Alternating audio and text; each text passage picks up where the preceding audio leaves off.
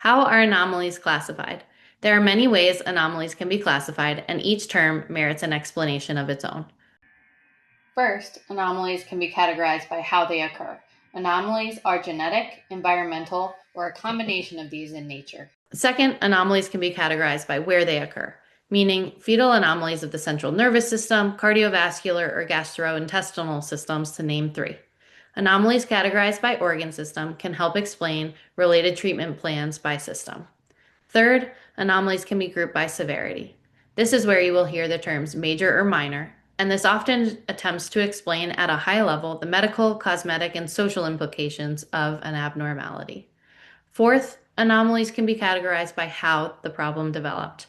These four categories are malformations, deformations, disruptions, and dysplasia. In our written content, we provide you with a handout breaking down each of these terms in more detail. In summary, anomalies can come about through several factors and can affect one or many organ systems. Major fetal anomalies that are treatable usually require significant medical treatment, such as in utero procedures, medications for the fetus, or surgery right after birth.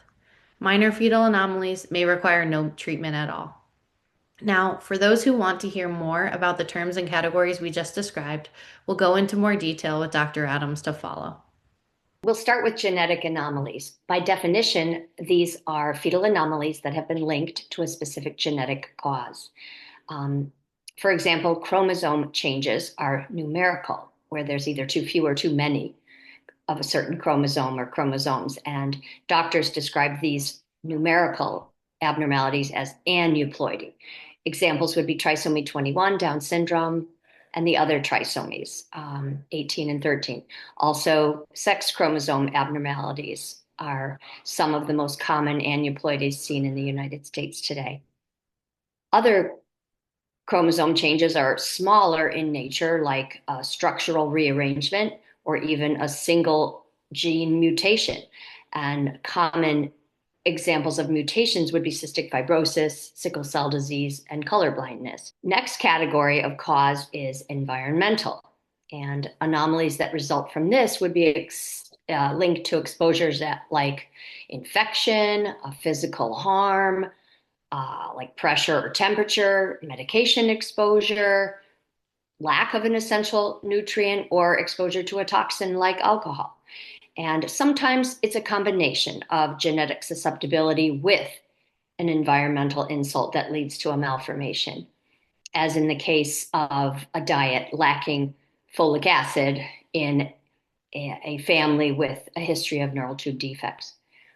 Knowing both the genetic and environmental risks is so important because it allows parents to decrease the risk of fetal anomalies. Two ways parents can take initiative in these areas are number one, preconceptual genetic counseling, and number two, prioritizing environmental health. Preconceptual genetic counseling regarding a known family history can help ensure a safe environment for a future pregnancy. And environmental health can be optimized through proven interventions. For instance, taking a multivitamin and adequate folic acid, maintaining ideal weight, avoiding smoking, alcohol, and drugs, and other healthy lifestyle choices. Again, structural anomalies by definition arise when organ structures are forming, and that's during early pregnancy.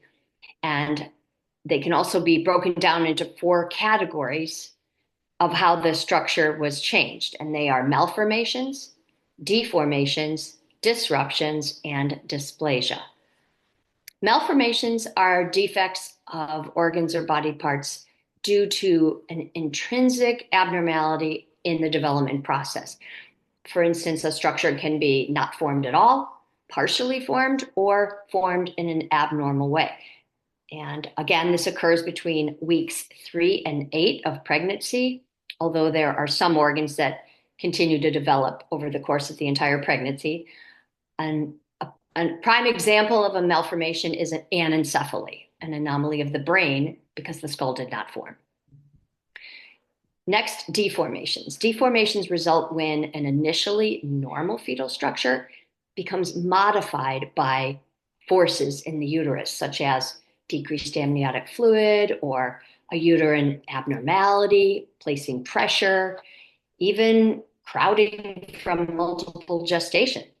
An example of a deformation would be a club foot or congenital hip dislocation, where the hip joint isn't properly aligned.